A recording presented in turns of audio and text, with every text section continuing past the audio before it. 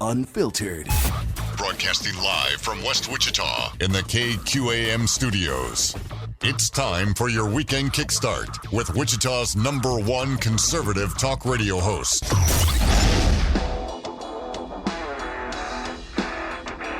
This is Kansas Talk with Andy Hoosier.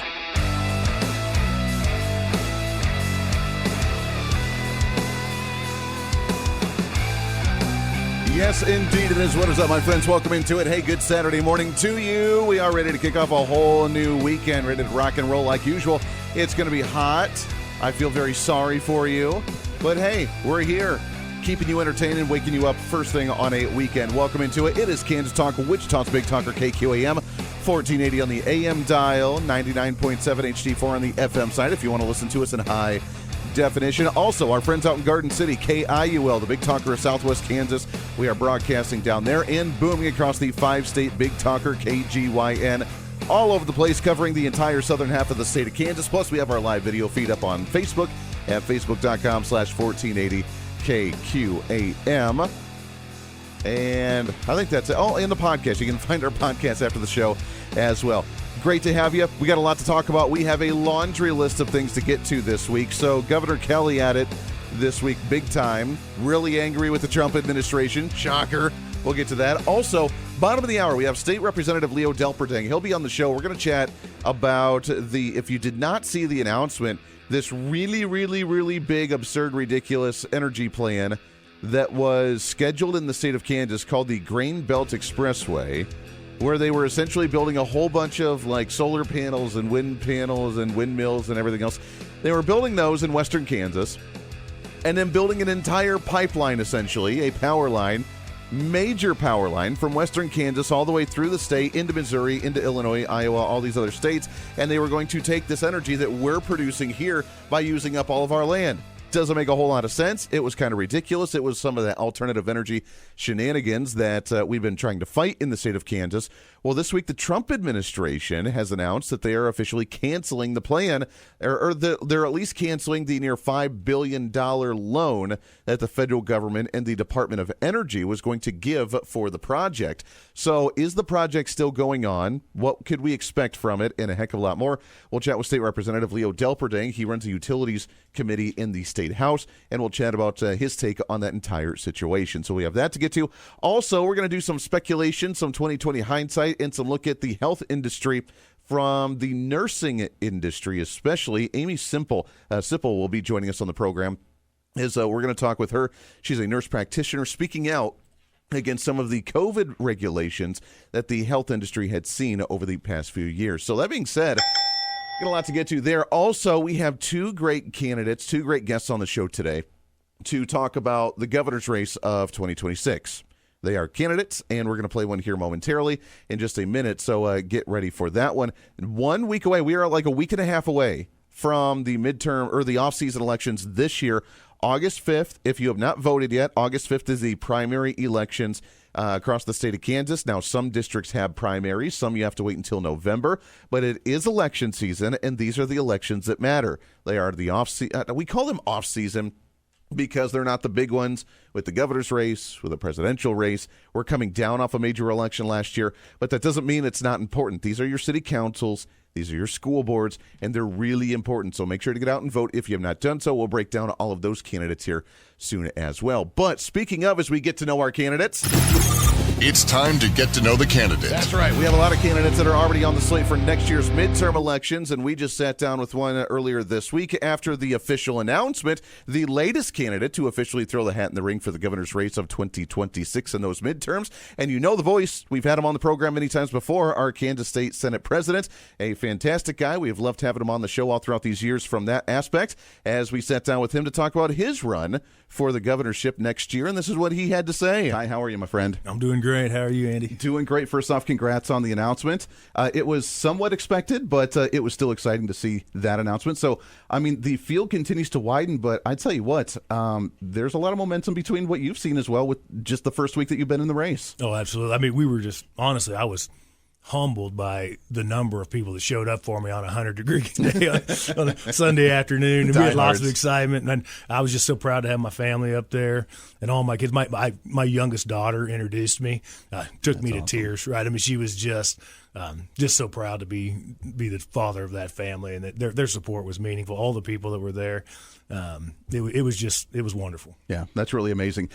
First, before we get into the actual campaign itself, let's do a bit of a recap from the legislature this year. Very successful year. The way you led the Senate, the way that Dan Hawkins, Speaker of the House, led the House, the way that you guys have worked together.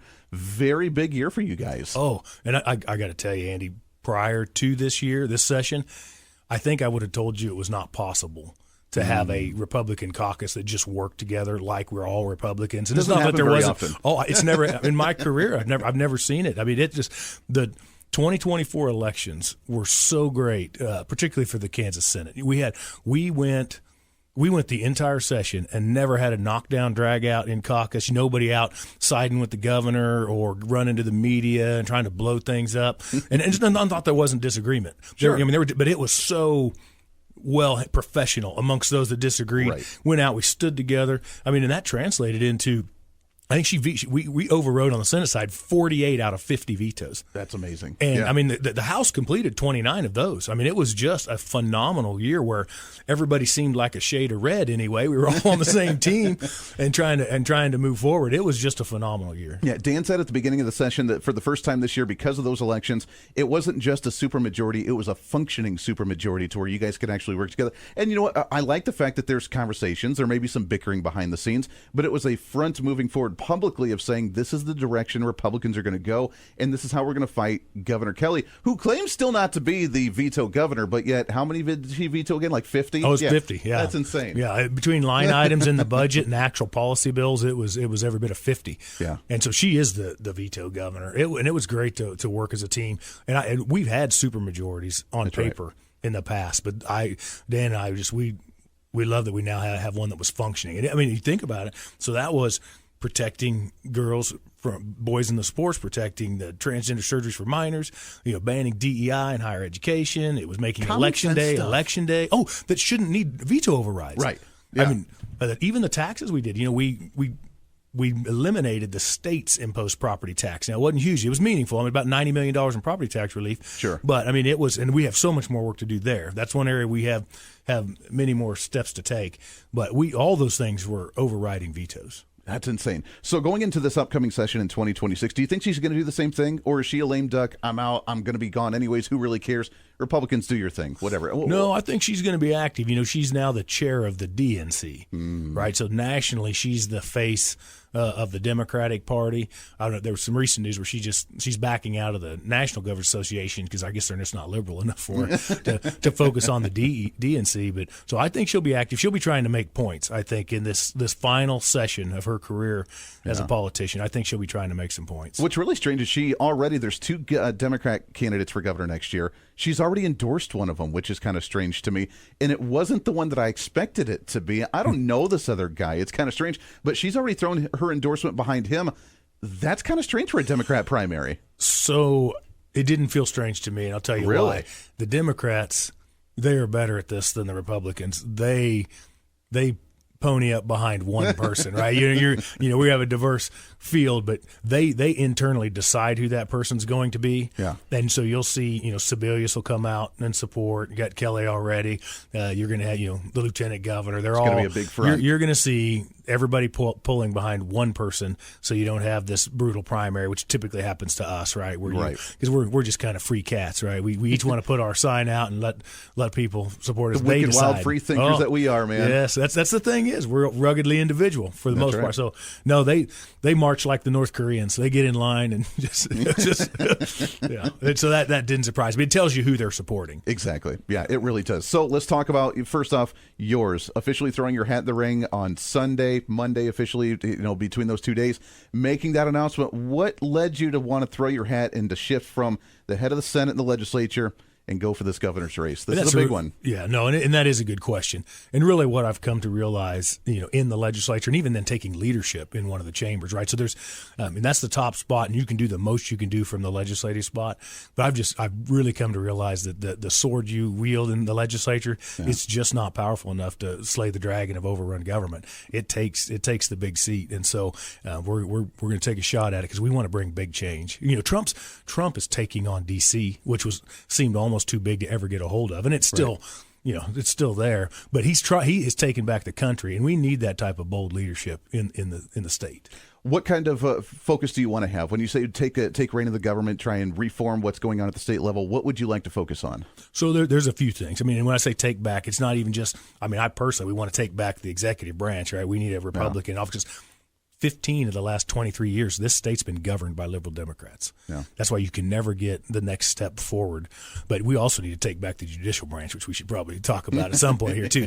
However, I mean, probably property tax is the number one thing. The difficulty there is that is driven locally, right? Sure. So we need to bring some transparency and accountability back. We should probably elect our appraisers, make them accountable to the people.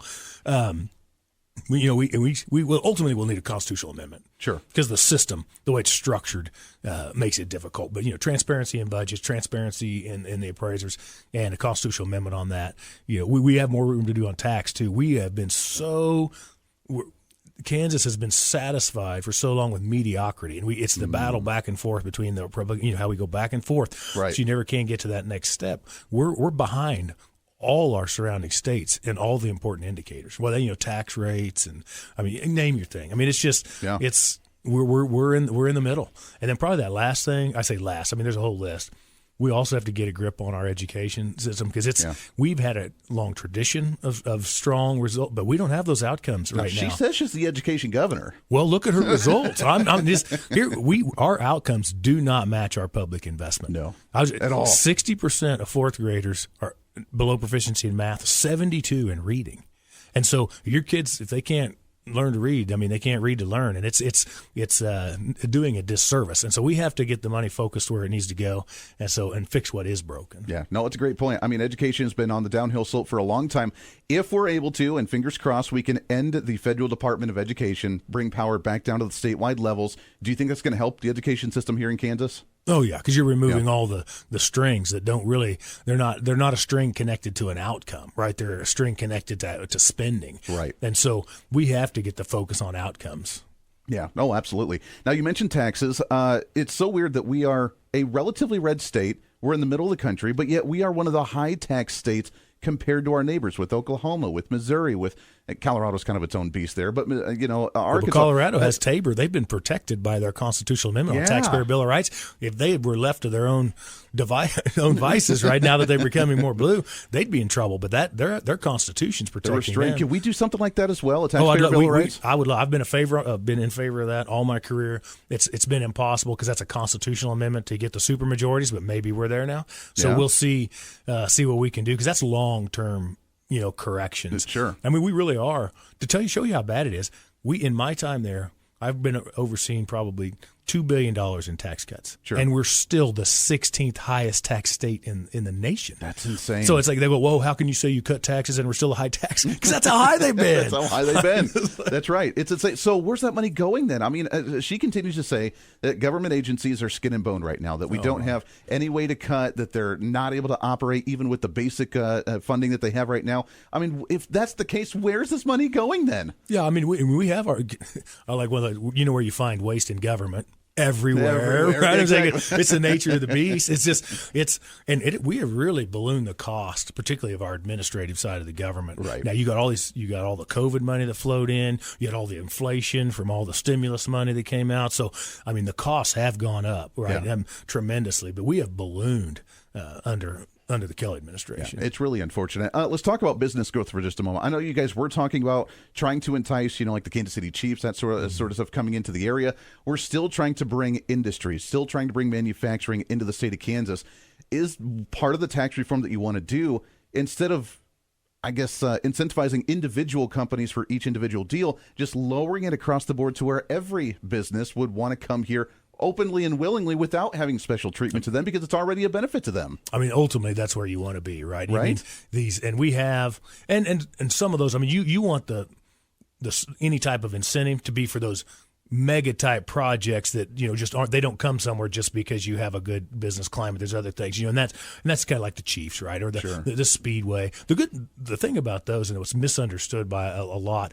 It's not like you're raising a tax. The thing about like the Chiefs deal is not one single Kansas taxpayer is going to pay $1 more in tax. Nobody's going to be online. The public's not going to be online for the stadium or any kind of liability. And you have all this potential excitement around the stadium, in a Super Bowl in Kansas, or the Final Fours or the concerts that go on around, and all the development around it. Right. Is really there's a real opportunity here without raising a single dime in tax. So those are the kind of things that make sense. But we do need to pull away from just kind of the status quo incentives where you're going to compete, your Dick Sports is competing against Academy Sports, right, or something, or this development, that development. I mean, that has gotten way out of hand and needs to be pulled back. Yeah, well, and that border war that we always have with Missouri, it always seems like they find these sweet deals that they can do, and if we just lower everything, we would kick all their butts. They'd all want to come here to Kansas. Yeah, I mean, and they're doing that with twice our population. Yeah. Right. I mean, it's a neat thing to have Kansas, but we have to make Kansas affordable because that's what Kansas is about. Or I mean, I was talking about that in my opening speech. I grew up. My father was a beach crafter, worked inside the factories for 40 years of his life. But the Kansas promise then was safe communities, affordable living, and a real shot at the American dream. Right. And that is faltering. Right. I mean, we have a crime problem. Right. A lot of that is systemic from the open border that was there under Biden for so long. I mean, talking to law enforcement, I mean, the fentanyl sourcing now is like down 95%. I mean, it's like because those borders are closed, so this is good. But just last year, I think it was like 35 violent person crimes every day in Kansas, which ranked us in that statistic behind New York. Wow. I mean, so think about that in a per capita. So that's not so we're losing our safe communities. And then just the affordability. We've got to make Kansas an affordable place where our young people can afford to buy a house. That's right. Because that's how you ultimately generationally move forward. Be able to live the American dream. Yeah, that's what it's all about. We're talking with Ty Masterson. He's the current Senate president and candidate for governor now for the 2026 midterm elections. Let's talk about agriculture for just a moment. I know because you have agriculture background, don't you? no, that's not. You don't. I was a home builder. That's right. You were construction home builder. I have represented agriculture for when I came in. I was a rural. This shows you the demographic move in Kansas. Because I live in the same house, but when I was first elected into the Senate, my district was 90 miles wide. The largest city in it was El Dorado, Kansas at the time. And now 75% of my district's in the city of Wichita. That's right. It's expanded out quite a bit. Yeah. Focusing on agriculture for just a moment, I know we do a lot of exports with a lot of our agricultural products for both livestock and for grains. Is that something that we need to continue to support, to be able to focus on? And when it comes to taxes, regulations, keeping that low to allow our agricultural and our farmers to be able to flourish in Kansas. Oh, absolutely. I mean, that's still one of our largest, if not the largest. It competes with aviation and some of these, but it is the largest. I mean, and it's the backbone of Kansas. So we absolutely have to stay engaged in that and make it the best climate we can for our farmers. Yeah, that's what it's all about. I love it. On the campaign trail now, I know things are really going to gear up come January, but the field right now is really exciting. I'm excited to see you throw your hat in the ring, my friend. It's going to be a great time. Last message to the listeners right now as you guys kick off this campaign. If people want more information on what you're doing, and as we go further into this, how can they reach out to you guys? Actually, I'm going to need to get the card and tell you because we're on all the social media. We're on all the social media. We're on all the social media. Come find it. That's right. And of course, you can go to the website at mastersonforgovernor.com. Ty Masterson, we appreciate it, my friend. Congratulations on the announcement for the race. Good luck on the campaign trail. We'll get an update from you again here real soon, my friend. Thank you for being the voice of reason, man. There it is, Ty Masterson, Senate President right now, candidate for governor for the state in the midterms 2026. It's going to be a big race, and we have some solid candidates in there. It's going to be really awesome. Got to take a break, get your thoughts on some of this and a heck of a lot more, plus Leo Delperdang coming up right around the corner. It's Kansas Talk. Good Saturday morning right here at Wichita's Big Talker KQAM. Stay here.